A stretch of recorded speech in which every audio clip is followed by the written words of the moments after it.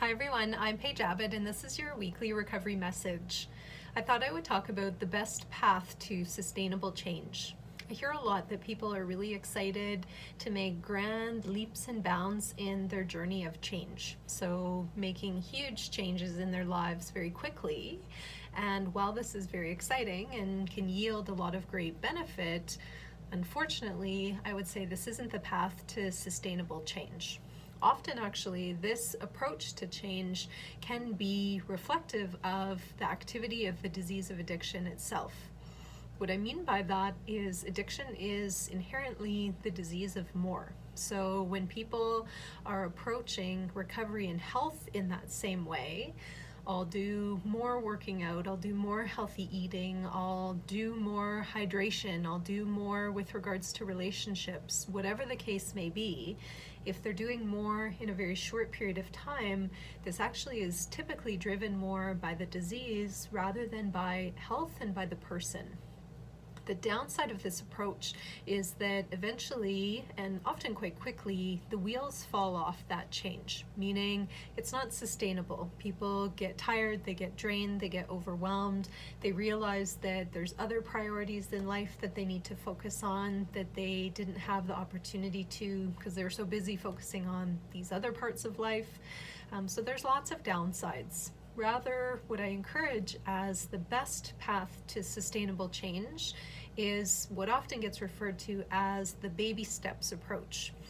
This bugs me because it almost makes it sound minimized, infantile, ineffective, but actually taking small, gradual, realistic steps I do find is the best way to promote sustainable change. So for example, if you're not physically active, but you're looking to increase that part of your life, rather than do the disease of more approach, which might be going from not working out at all to working out for 2 hours a day, 5 days a week in a very intensive way, perhaps start by doing a 10 to 15 minute walk outside 2 times a week.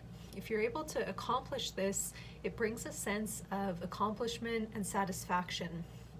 Doing it the other way, where you're jumping into something in a really extreme way, often promotes a sense of failure and disappointment because, again, it's not sustainable. So after a while, people will start to feel discouraged and they'll think the whole process of change doesn't work, or the goals that they were working towards aren't valuable or effective. None of this is true. It just means the way that they were approaching those goals wasn't helpful.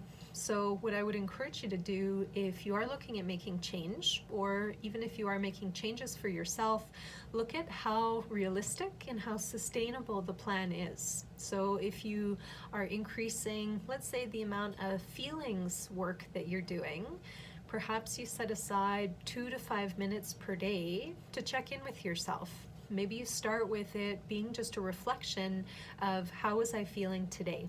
And over time, you can then build up to maybe writing it down a few times a week, or writing down a few feelings words every day. Again, whatever gradual, stepwise approach seems to work best would be recommended. You're not going to be able to figure this all out yourself, so a support network is important.